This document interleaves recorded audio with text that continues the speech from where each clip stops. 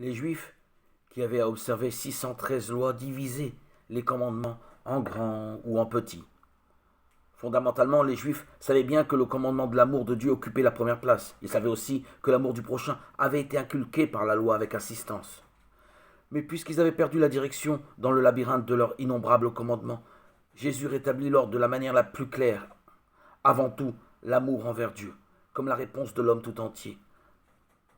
La pensée, mais plus profondément le cœur, et englobant les deux, toute l'âme au don total de Dieu dans l'alliance. Et parce qu'il est lui-même Dieu et homme, il peut définitivement mettre ensemble, de manière inséparable, l'amour de Dieu et l'amour du prochain.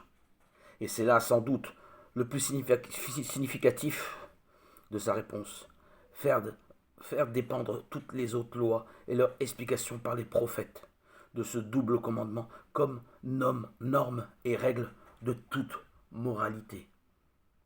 Par là, Jésus, reprenant le savoir préalable des hommes, mais l'ordonnant et le clarifiant, a dressé le chevalet fondamental de toute éthique chrétienne. Aucune norme particulière, quelle qu'elle soit, n'a de valeur sans l'amour du prochain. Et celui-ci n'a pas la préséance sur l'amour de Dieu.